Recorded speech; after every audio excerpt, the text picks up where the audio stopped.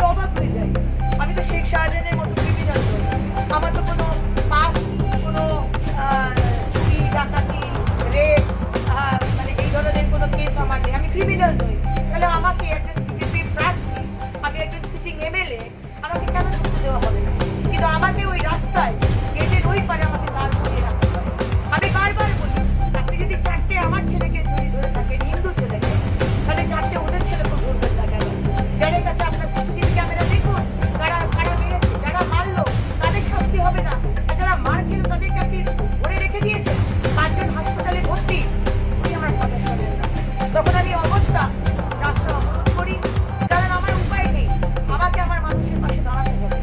এবং সারা রাত আমরা সেখানে অবরোধে থাকি।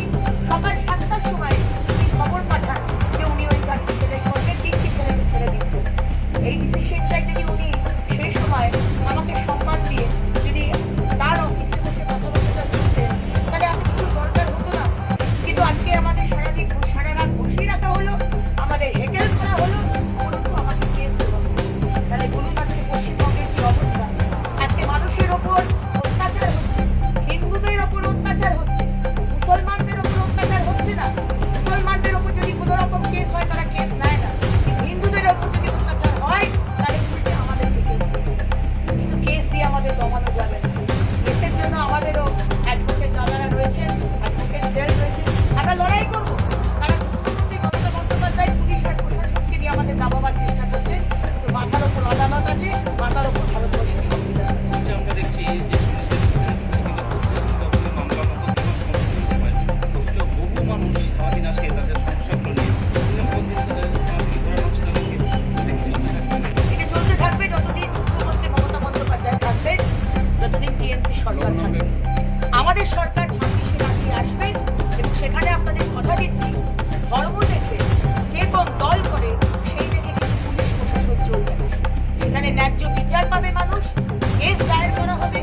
এফআইআর বা কমপ্লেন যদি দিতে যান, আর আপনি যদি বিজেপি হন বা সাধারণ মানুষ হন, আজকে মমতা ব্যানার্জির পুলিশ সেই এফআইআর দেয় না, কমপ্লেন দেয় না। আজকে আপনারা দেখেছেন, আমি মেদিনীপুরের কোতোয়ালি থানায় গেছি মমতা ব্যানার্জির এগেইনস্টে কমপ্লেন করতে, আমার কমপ্লেনও দেওয়া হয়। সেখানেও আমাকে বারবার বলা সত্ত্বেও শোনেনি, আমাকে রাস্তা অবরোধ করতে বলেছে। আমি একজন সিটিং এমএলএ, একজন লোকসভার প্রার্থী, পৃথিবীর সবথেকে বৃহৎ দল তার প্রার্থী হয়ে আজকে পুলিশ আমার সাথে কোঅপারেট করে না, আমার কেস নেয় না, তাহলে আপনি ভাবতে পারছেন এই যে আদালতের রুমে গরিব মানুষ, দুস্থ, তারা এসছে বিভিন্ন গ্রাম থেকে এই গরমের মধ্যে, তাদের এফআইআর নেবে পুলিশ, তাদের ন্যায় দেবে? কোনোদিন দেবে না। কারণ এই পুলিশ হচ্ছে চটি চাটা পুলিশ, এই পুলিশ হচ্ছে তোষামদি করা পুলিশ, মমতা ব্যানার্জির তোষামদি করা পুলিশ। যতদিন মমতা ব্যানার্জি আছে ততদিন এই পুলিশ থাকবে। বাকি আমরাও সব ডায়েরিতে নোট করছি, লাল ডায়েরি, নীল ডায়েরি, সব ডায়েরি আমাদেরও আছে। আমাদের সরকার আসুক, তারপর